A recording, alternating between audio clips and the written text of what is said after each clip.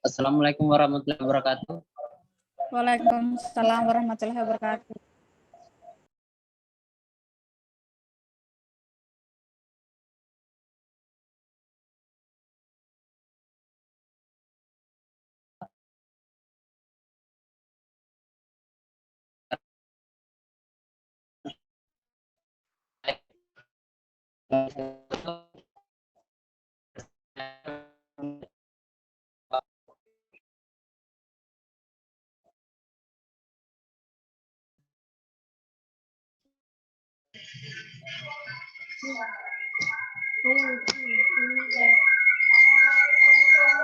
Terima kasih kepada moderator.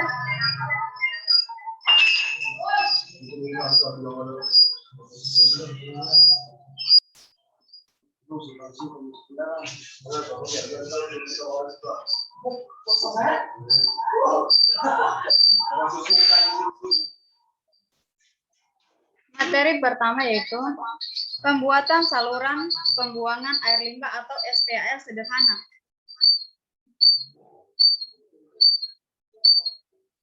Air limbah dapat didefinisikan sebagai air buangan dari air bersih yang sudah digunakan. Air limbah dibuang ke saluran umum atau diserapkan ke dalam tanah setelah tentuannya melalui pengolahan terlebih dahulu. Tujuan pembelajaran. Tujuan pembelajaran khusus yaitu 1. Menjelaskan pengertian dan fungsi SPAL. 2. Menjelaskan pengertian jenis sumber karakteristik pengelolaan air limbah. 3. Menjelaskan prinsip pembuatan SPAL sederhana. 4. Menjelaskan langkah-langkah pembuatan SPAL sederhana. 5. Mempraktekkan pembuatan SPAL sederhana. Lanjut, pengertian SPAL.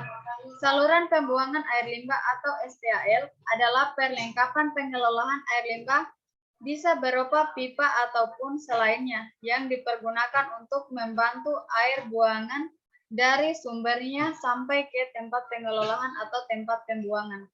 Fungsinya, saluran pembuangan air limbah atau SPAL merupakan sarana berupa tanah galian atau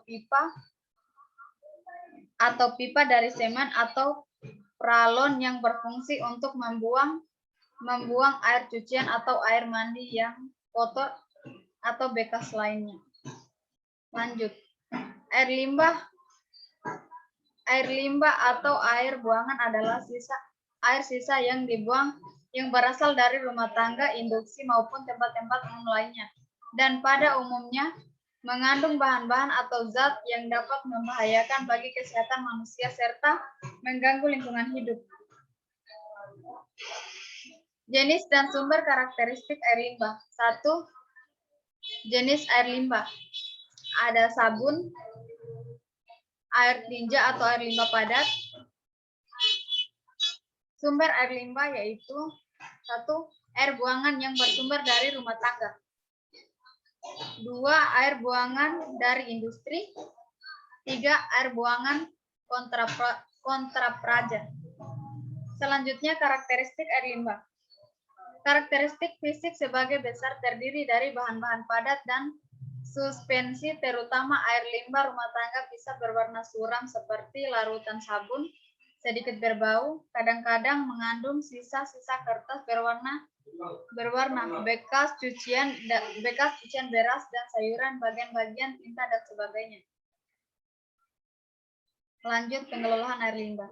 Air limbah merupakan air bekas yang berasal dari kamar mandi, dapur atau cucian yang dapat mengotori sumber air seperti sumur, kali ataupun sungai serta lingkungan secara keseluruhan. Banyak dampak yang ditimbulkan akibat tidak adanya SPAL yang memenuhi syarat kesehatan.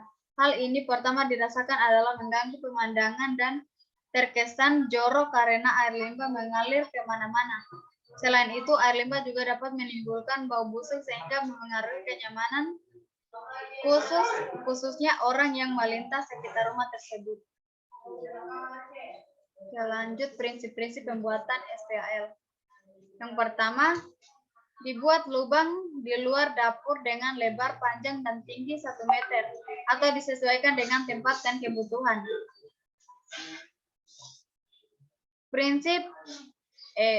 SPAL yang memenuhi syarat kesehatan sebagai berikut. 1. SPAL tidak dapat mengotori sumur, sungai, dan danau maupun sumber lainnya. 2.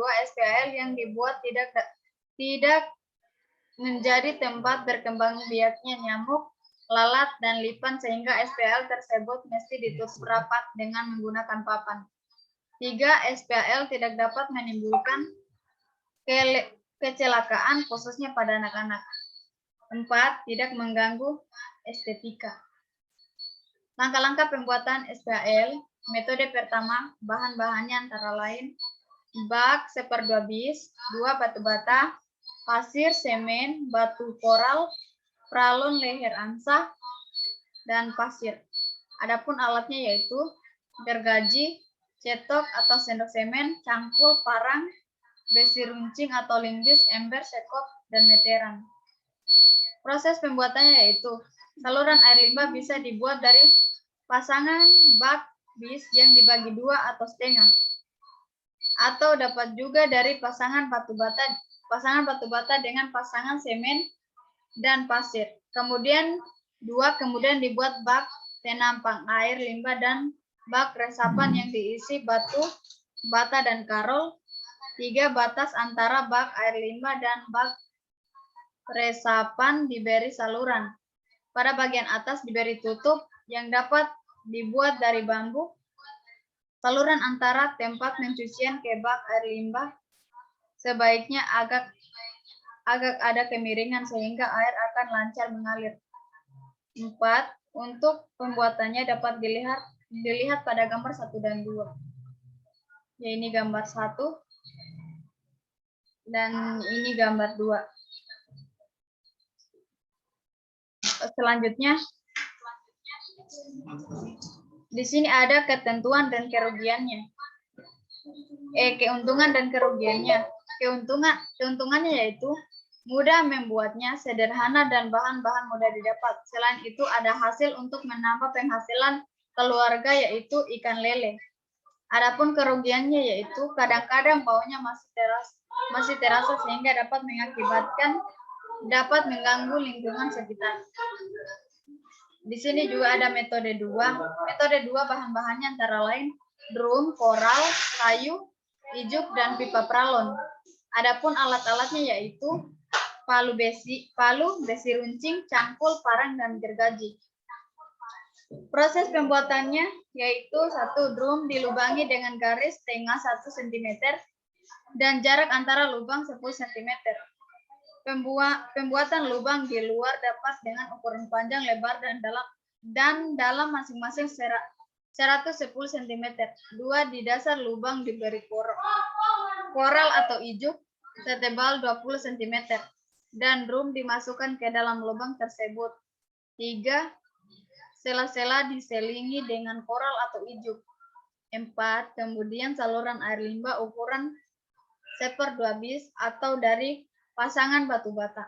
4. Drum ditutup dengan kayu atau bambu, atau kalau ingin lebih aman, tahan lama, dicor dengan campuran semen dan pasir yang diberi penguat besi. Untuk pembuatannya dapat dilihat pada gambar 1 dan 4.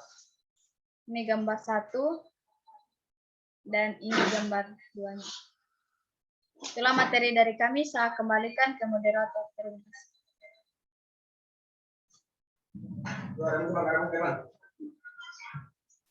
kasih.